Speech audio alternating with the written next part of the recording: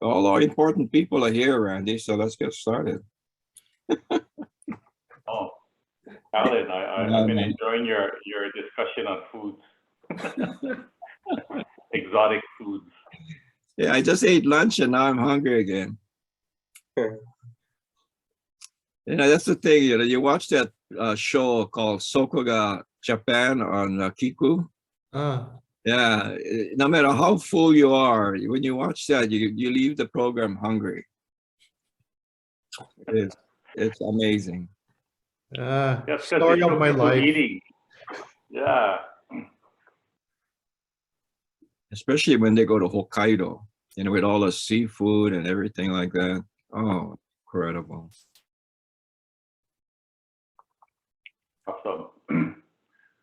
Okay, well, we're at 11:31. Let's go ahead and get started. Welcome to our GAC meeting for the Hawaii Island Chamber of Commerce.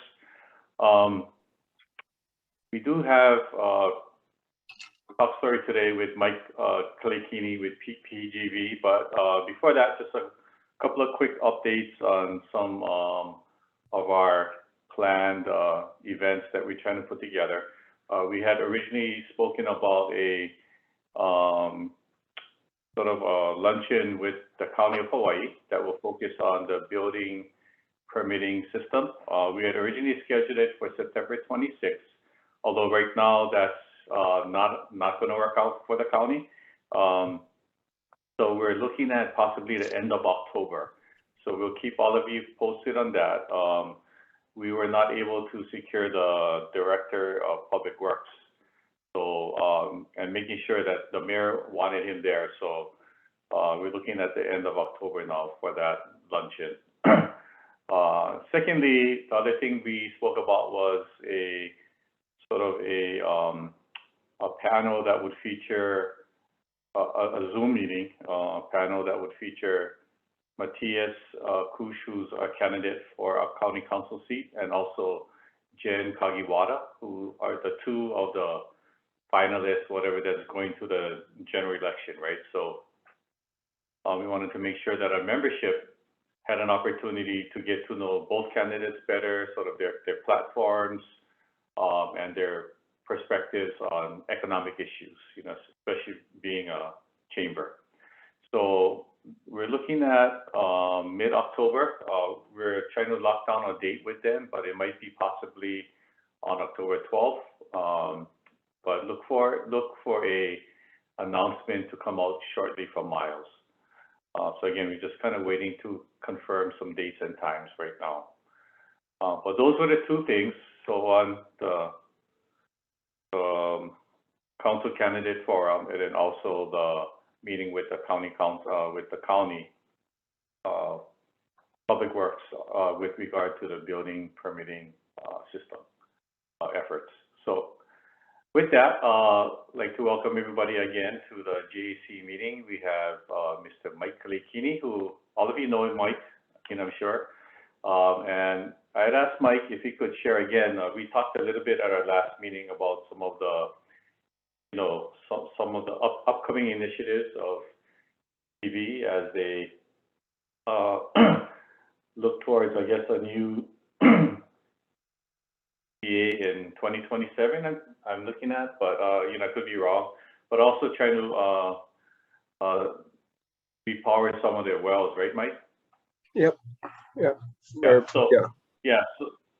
So anyways, I just want to turn this over to you and for you to again share with us what's going on and how we can help. Okay, appreciate it. Thank you, Randy and Miles. Thank you for coordinating. Appreciate the opportunity and want to say aloha to everyone out there. Yeah, so I think what I thought I'd do is just kind of give a background for those who may not know the full context. But so Puna Geothermal Venture is a geothermal power plant. We've been in commercial operations since 1993. So next year is the 30th anniversary. Started off as a 25 megawatt power plant facility. And several years after commercial operation, we increased from 25 to 30. So that was 1993 was 25 megawatts. And I believe in 1995, we increased to 30 megawatts. And then it took a few years for our next incremental increase to 38 megawatts, 2012. So that's the background. Today we are owned by Ormat. Ormat is publicly traded on the New York Stock Exchange. We have our corporate offices in Reno, Nevada. So we are 38 megawatt contract today.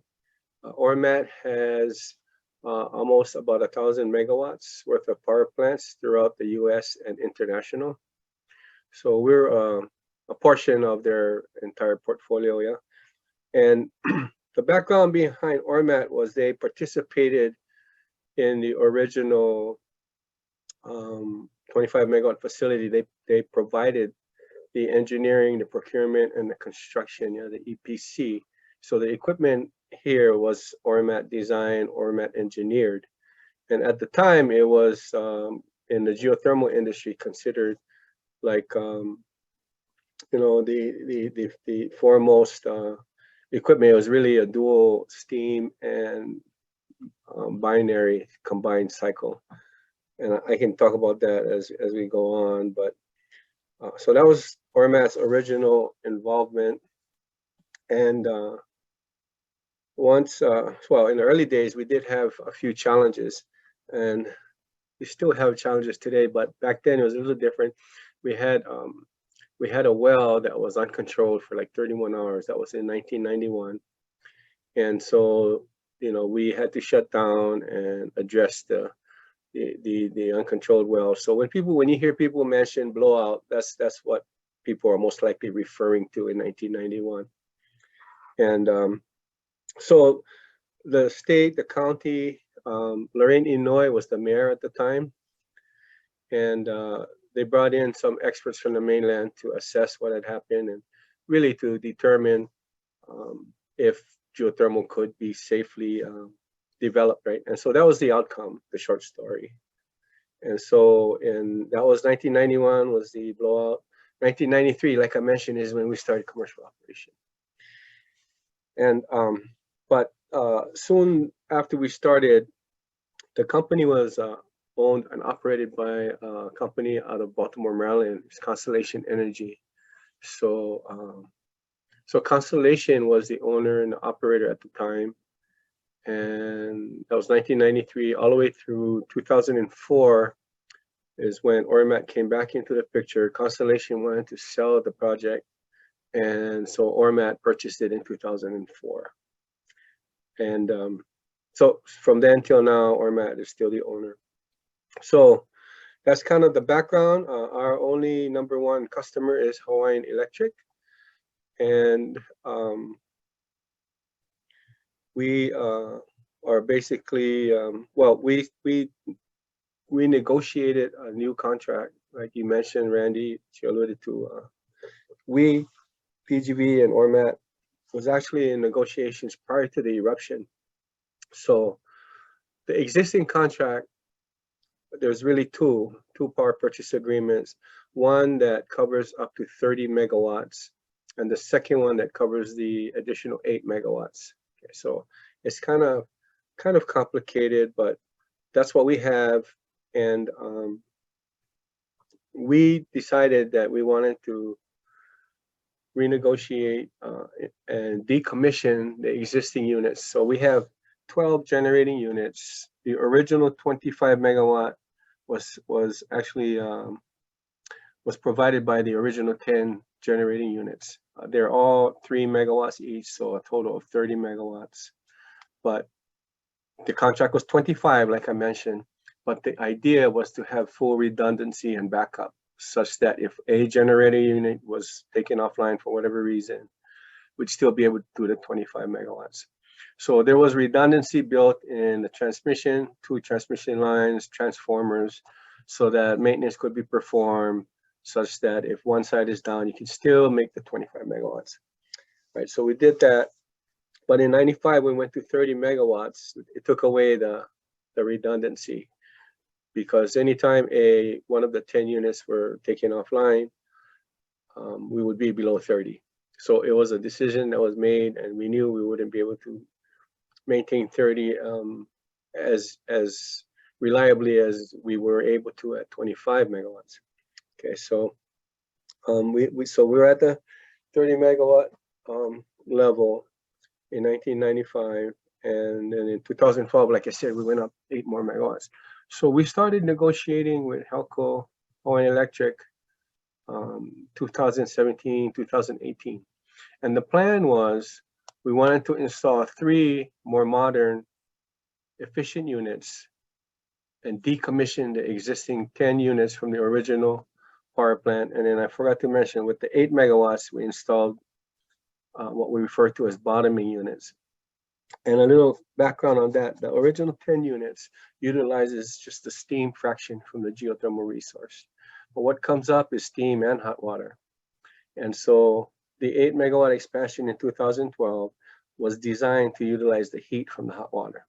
Okay, so now we have the 10 units for steam, the 2 units for brine. And come to 2017-18, we said, look, that equipment is old, outdated, not as efficient as what we have today at ORMAT. So let's go to Hawaiian Electric, make a proposal. And the proposal was to install 3 units, decommission the 12, utilize the same geothermal resource, but the results would be an increase in 8 megawatts, and that's due to efficiencies of the newer equipment. And so we did that, we negotiated, and then of course the eruption started in 2018, so we shut down and went on pause. Then in November of 2020, we came back online post-eruption, and we then started up our discussions with Hawaiian Electric about going to 46 megawatts. Actually, I take that back. We right after the eruption, we continued the discussion, and in the end of 2019, an amended and restated power purchase agreement was agreed upon between Hawaiian Electric and PGV. And so Hawaiian Electric submitted the amended and restated power purchase agreement to the PUC December 31st, 2019. And basically, it's what I was saying is, it's our goal was to install 3 new units, decommission the 12, and some additional pluses is that we would combine the 2 existing power purchase agreements into one single, much less convoluted model geothermal power purchase agreement. It would delink all of the pricing from oil. The current contracts have a delink portion, but it's only in the above 25 megawatts. So up to 25 megawatts is still linked to oil, so avoided costs. Yeah, but the new proposed project ARPPA would be all fixed pricing, and the other thing is we would be allowed to extend the term of the PPA because we're going to have new equipment, new investment. We want to be able to operate longer. The current power purchase agreements that we have today would terminate at the end of 2027. So maybe that's where you got that date, Randy. 2027 of December. The existing power purchase agreements would be terminated. So the new proposal would take us out to 2052.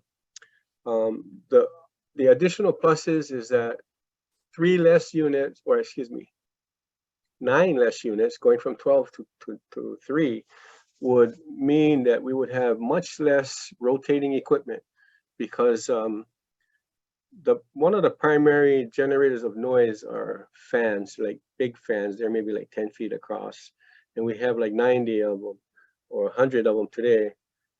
And that's kind of what's contributing to the noise that people may hear. And so we would be reducing the amount of noise by going to 3 units. They would be larger, of course. There will be like 17 megawatts each compared to the 3 megawatts of the 10 units and the 8 megawatts of the brine units. So they would be larger, less piping, smaller footprint than the existing 12 units. And less piping means, less potential for emissions, geothermal emissions. So all in all, we think it's really a win situation in going to, excuse me, 3 units. So the pricing we propose would be like 7 cents per kilowatt hour on energy. There's going to be a reduction once we reach to a certain threshold. And, for 25 more years, like I said, up to 2052. What else we got here? So we Hawaiian Electric, us, we went back and forth with the PUC. We went through the docket process. There was information requests, and it took some time. And one of the big sticking points was environmental review requirements. So there were comments from folks out in the community and elsewhere that demanded or telling the PUC that PGV needs to do an EIS or environmental review before they can start back up, etc. And so it was kind of interesting because the PUC went to DLNR, who oversees our wells, and asked DLNR's opinion, does PGV need to do an EIS? And DLNR said, no, they don't need to. So then they went to Department of Health. They said, Department of Health, does PGV need to do an EIS or environmental review? DOH came back and said, no, they do not need to. So we're in a quandary. The PUC suspended the docket because they didn't know what to do on the environmental piece. So fortunately, we were able to work with the State Energy Office. The director is Scott Glenn. And Scott Glenn helped us facilitate, moving out of this suspension mode at the docket. And so Scott spoke with Hawaiian Electric, spoke with the county, spoke with DOH, DLNR, and us. And we were able to find in the environmental rules in 343, chapter 343, that if there's no one that requires environmental review, the developer can actually designate someone or ask office of they used to be OEQC, but ask them to designate someone to be the accepting authority. Because again, DLNR said no need, DOH said no need, the county said no need, right? So the county was asked also. So having been in that suspended mode, we submitted a letter to Office of Sustainable Development, formerly OEQC, asking them to designate the county as the accepting authority for environmental review. And the reason why we did that, because we wanted to get the docket out of suspension status. And so we did that, and OEQC agreed.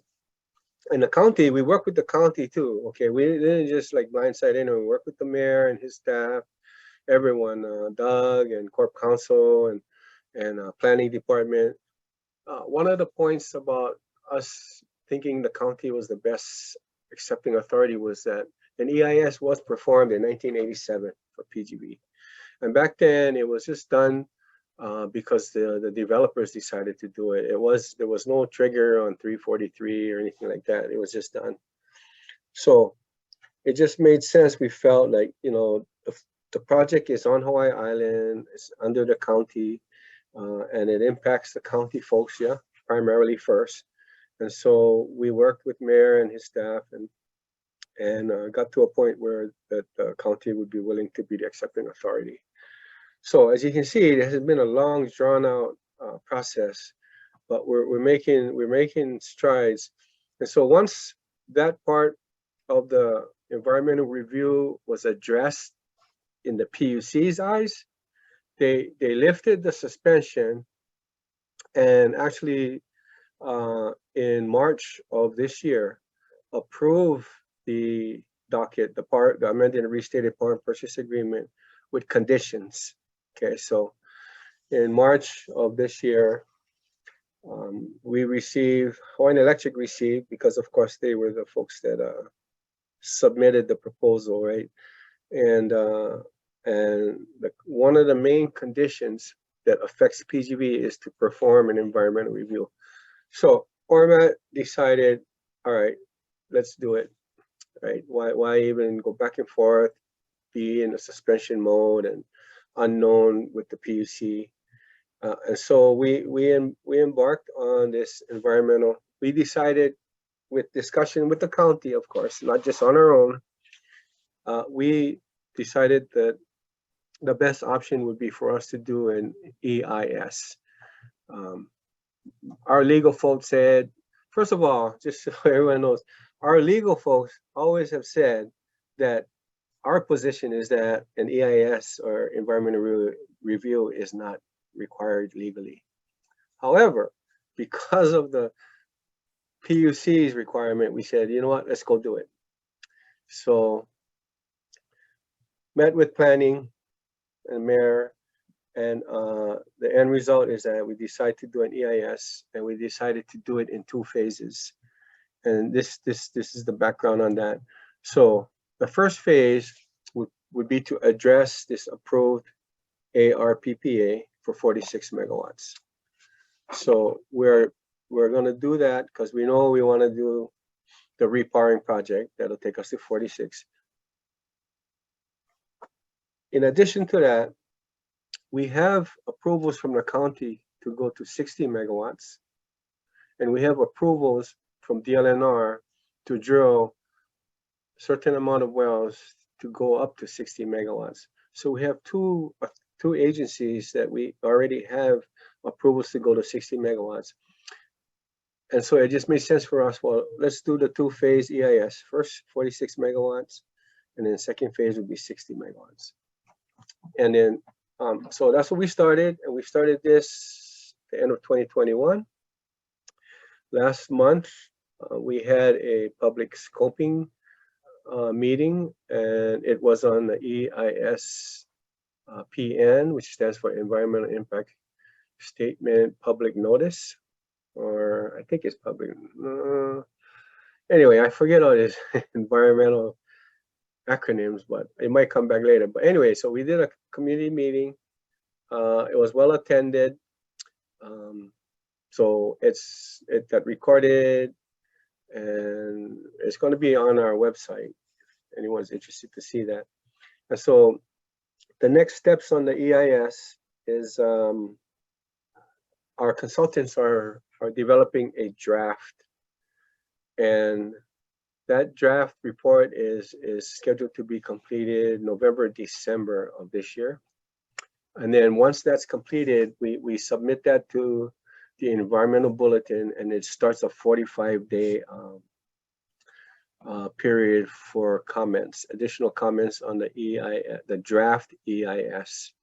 And then towards the end of that 45-day period, we're actually looking at doing another community meeting to take comments.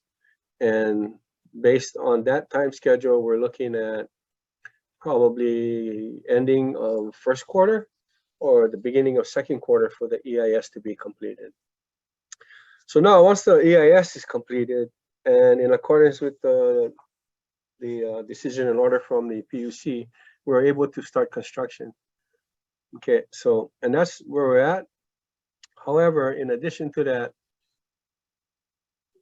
PGV ORMAT is still in discussions with pricing. Yeah? So I mentioned before that the approved pricing was like 7 cents per kilowatt hour, and we also got capacity payments. The levelized costs would have been a little over 10 cents if you include capacity. So we are actually going back requesting an amendment. That's what we're working with Hawaiian Electric on right now. And that amendment is to ask for adjustment in pricing to increase capacity payments, to keep the energy rates the same. And this is due to supply chains, cost of materials, just the general costs going up, worldwide. So we know that other developers have been affected by this, and we have been, I mean, not just in Hawaii, but in the US and international. So we're still working on that, and hopefully we can get closer to negotiating with Hawaiian Electric folks. But so I think what we could use help with is during the next phase when we have the 45-day comment period for the EIS. I can share that with Miles and Randy, and give everyone talking points. Our website is, by the way, punageothermalproject.com. Yeah. And so there's a link to the EIS and the whole process and the steps. But that's where we could use help, the next line of help, because we still have some folks out here that don't like us. And some folks are really persistent. Give them credit for that. And so all the comments that we've got from some folks, they've been sharing it with the county, with DLNR, with DOH, regardless if it has any substantive value to the EIS, which is a key thing I didn't mention.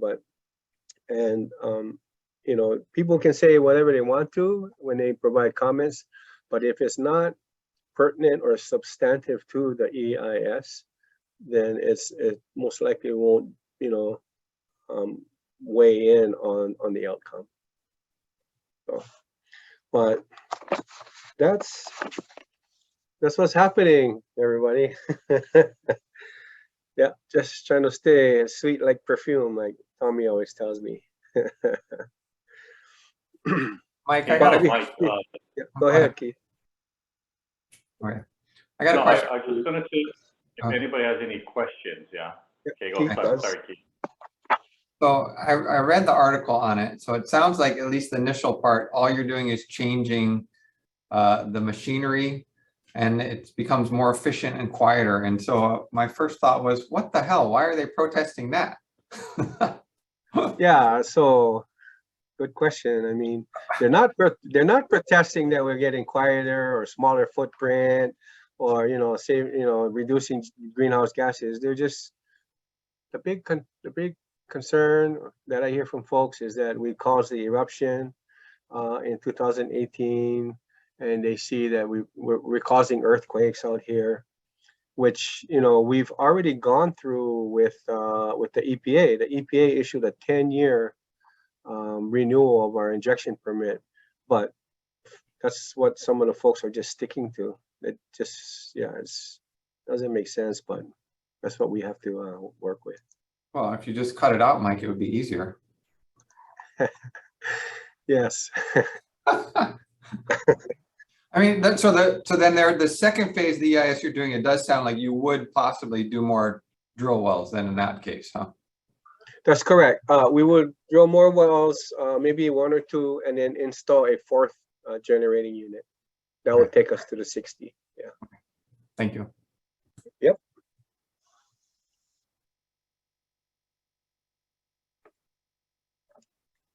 Other questions, comments?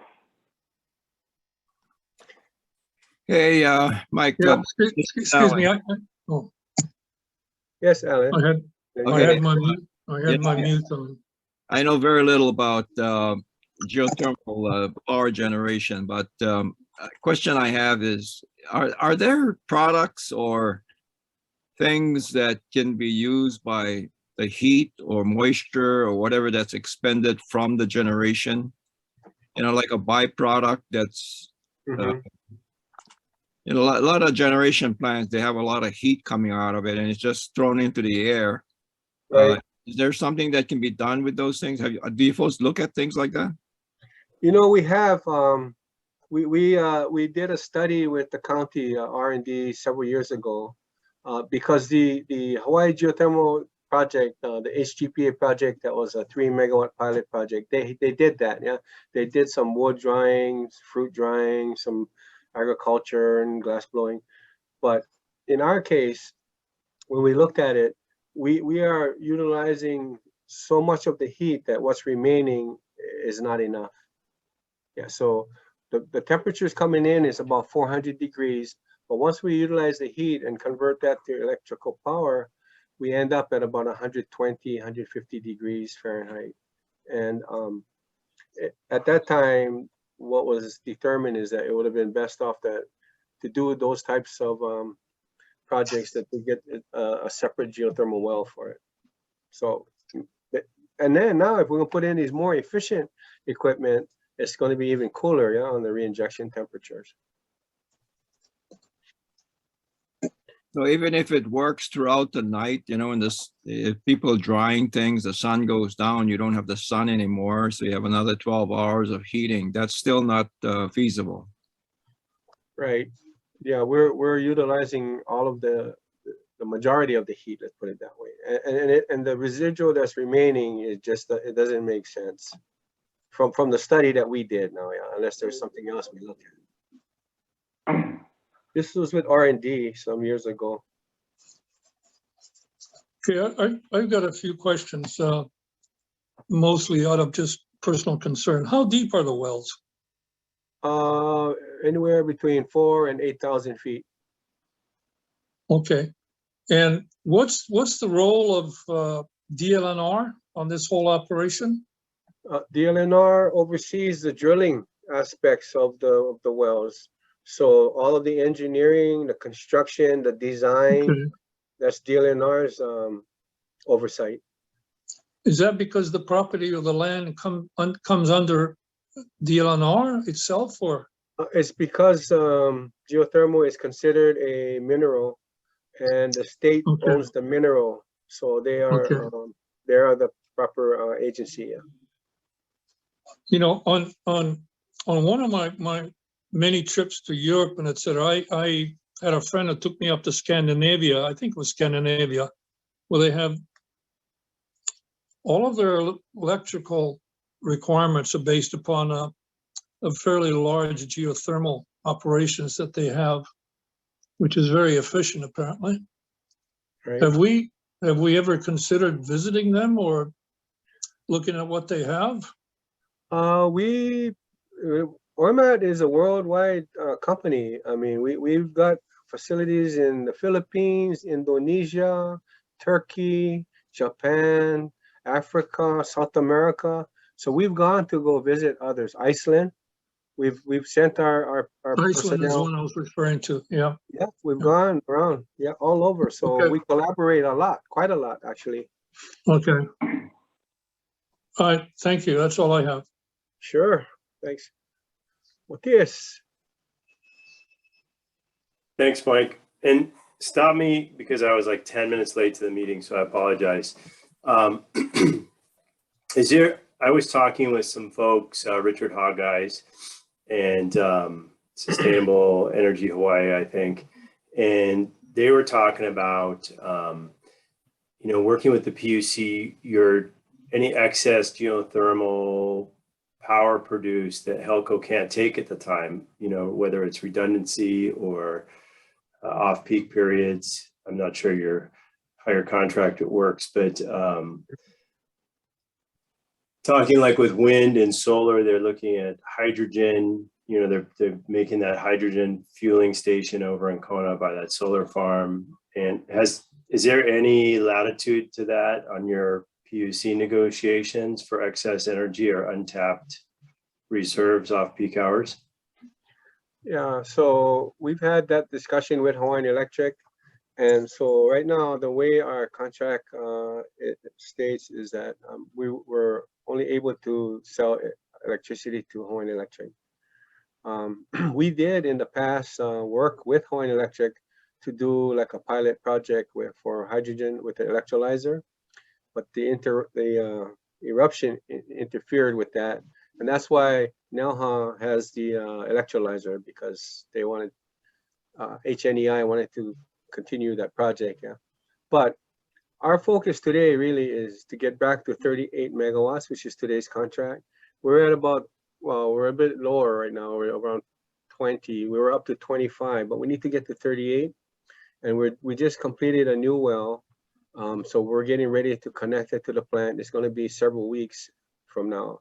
But once we get back to 38 megawatts, we'd be happy to at least talk with Hawaiian Electric and see if they would be interested in maybe partnering up and trying to do a few things. But as it stands now, we only are allowed to deliver energy and sell to Hawaiian Electric. But, you know, we can go up to 60, right? So we're only gonna have 46, so that could be a consideration. But again, get to 38 first, and then we have flexibility, complete the EIS, and then we see what happens. So Yeah, getting the cart out in front of the horse there. Yeah. Okay. Would I comment on that? This is Tommy. Yeah, I'm in complete agreement that we get the current contract up to performance, and from then on we can talk about you know, our wish list and the future opportunities. We can expect a lot more from geothermal in the next 30 to 50 years, but I think we're getting ahead of ourselves now. We need to make sure that PGV can perform at its contract level, number one. And it's vital for our economy that they are priced right.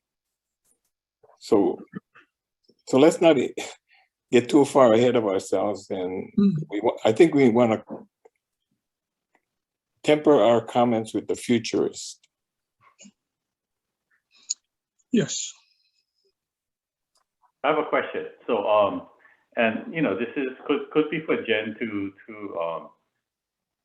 answer as well. But you know, with regard to you know, reaching our state's goal of 100%, you know, renewable energy, and looking at as quickly as possible. You've seen in Honolulu where we're getting off of coal, fossil fuel burning plants, right? How does PGV play into the future of this goal? And you know, there's always talk about, you know, battery storage, solar, wind, you know, all that kind of stuff. But where's that technology in regard to where we want to be? I mean, like realistically, you know, like the electrification of cars and all that kind of stuff as well. Yes, Mike, I'll try to answer some of Randy's question. Okay. And actually, Tommy, I really appreciated your comments. I think geothermal for Hawaiian Electric and then really for every consumer on this island is critical. I mean, the pricing that the geothermal is at beats out the PV plus battery farms that are coming up, you know, both AES Waikoloa and Interjex, which will come up in Waimea. Both have had significant, I mean, we're seeing some significant supply chain issues on the PV panels.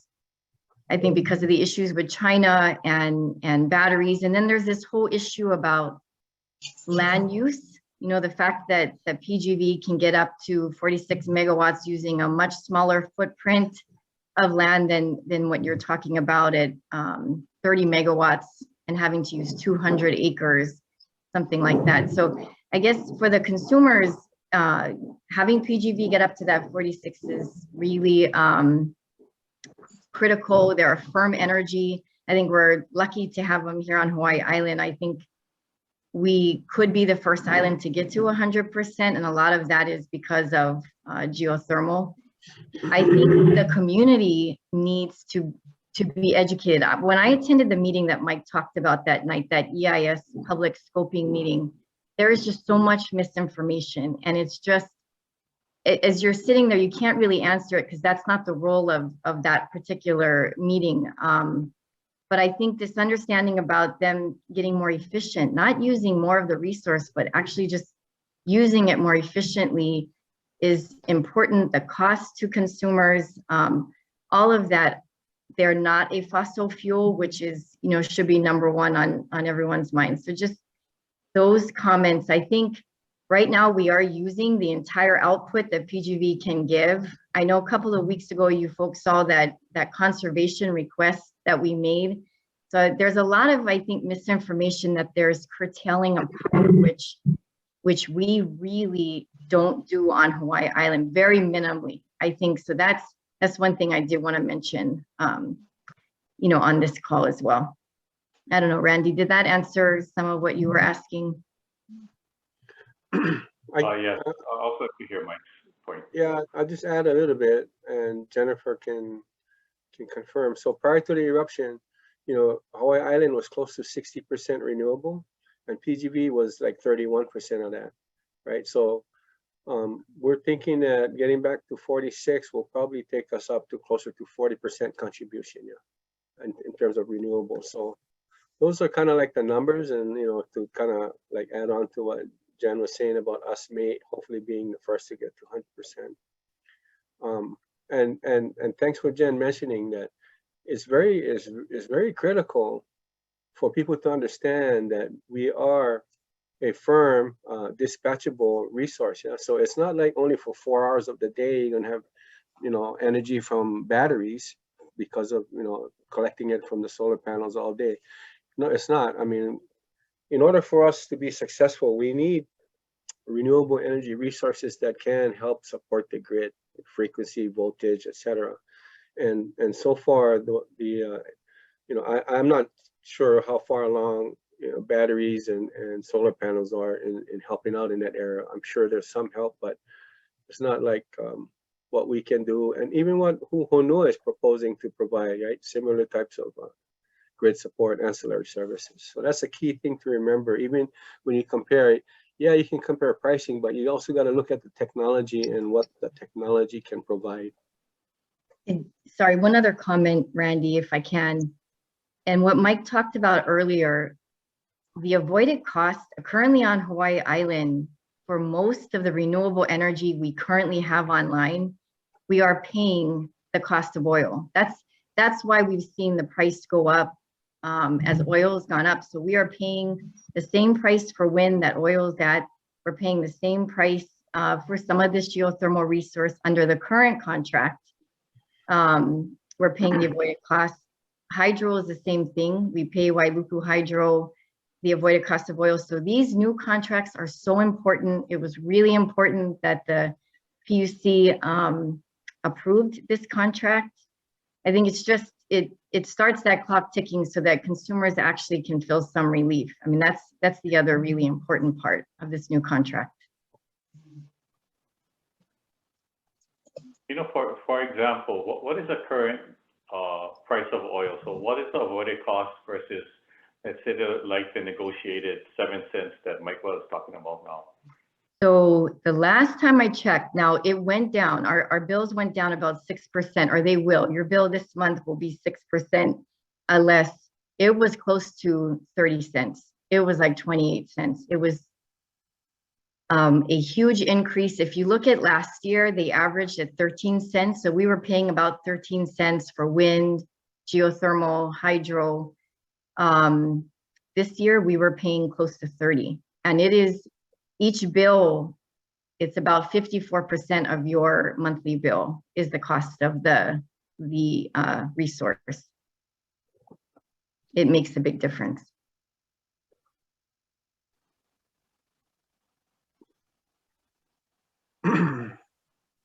Any other questions or comments, Mike? Yeah, no. I just have another commitment here in a minute or so. So I wanted to thank you guys. Thank you, Mike. Any last comments for my questions? Gotta go. Okay. Hearing none, I think that kind of puts us at the end of our meeting today. Miles, do we have any other announcements or things that you want to bring up?